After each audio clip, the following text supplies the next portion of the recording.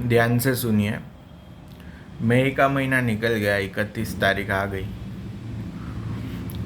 जितना गर्मी होती थी हर साल, इस साल भी शायद पड़ी होगी, लेकिन लॉकडाउन की वजह से लोग बाहर गए नहीं और धुआं बंद है, पॉल्यूशन बंद है। तो शांतिपूर्वक गर्मी की सीज़न निकल गई। ईश्वर से यही प्रार्थना करें कि बारिश आए, लिमिट में आए, पिछले साल जितना परेशानी वाला नहीं आए, किसी को इंडिया में तकलीफ़ पड़े नहीं, कोई भी ऋतु में, कोई भी सीज़न में। ईश्वर से ये प्रार्थना करिए। दूसरा, लॉकडाउन की वजह से शायद नेचर में जो ग्लोबल वार्मिंग हो रहा था वो रुक जाएगा, कम हो जाएगा, रुक तो नहीं जाएगा। और जो सीज़न के लैप्स होते थे, यानी जो सीज़न डिले होते थे, वो सीज़न लेवल में आ जाए, इतना ही रिक्वेस्ट करिए।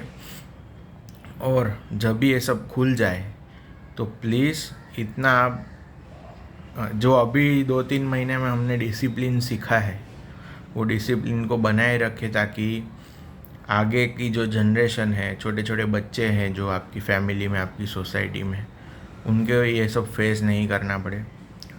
दूसरा, मोदी जी ने कह तो दिया कि आप लोकल वेंडर्स को सपोर्ट करें, लेकिन एक चीज़ यही बतानी है कि लोकल वेंडर्स को लोग सपोर्ट करें तो कैसे करें।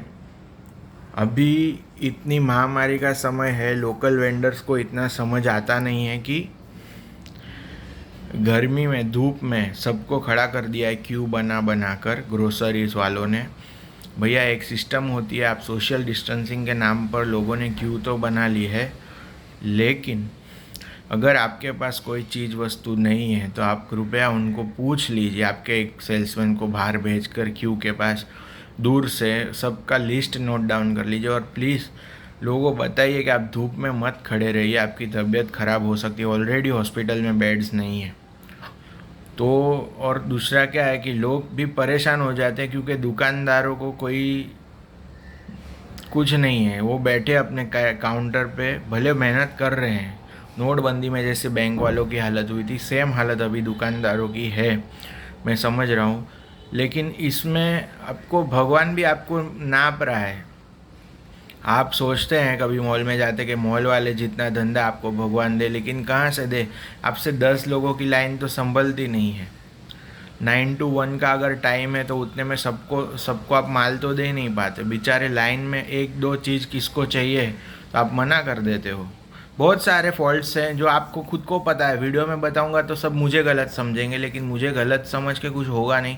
अगर आप दुआ दुआ करते हो और जब भी मंदी रहती है तो हाथ ऐसे रख के बैठे रहते हो दुकानदार सब, लेकिन अभी मेडिकल, ग्रोसरीज और फूड स्टेपल आइटम्स वाले आइटम्स सब ओपन है, आपके पास ज़रूरत से ज़्यादा काम दिया है ऊपर वाले ने, तो आप कस्टमर को सपोर्ट करके उसका लाभ ले लीजिए। क्योंकि अभी कस्टमर भी आपको बोल नहीं रहा है, लेकिन उनको सब समझ में आ रहा है कि लोकल में उनके साथ क्या बिहेवियर हो रहा है। वो भी अभी अगर फ्रस्ट्रेट हो गया ना आपसे तो बाद में नहीं आएगा, फिर वापस वही हो जाएगा कि मॉल में लोग जाएंगे। ये एक छोटा सा एग्जांपल देके आपको समझाता हूँ कि मोदी जी ने हाथ जोड़ के बोल तो दिया कि चाइना का माल मत खरीदिए, तो लोग जाते हैं इंडिया का माल खरीदने। जैसे चाइनीज़ लाइट्स रहती है, तो चाइना इंडिया की लाइट लोगे तो 300-400 रुपये की पड़ती है, वही लाइट चाइना वालों ने 50 रुपये में बना दी। तो लोग तो चाहते हैं कि इंडिया से खरीदे, लेकिन आप दो तो सही सस्ता माल उसको।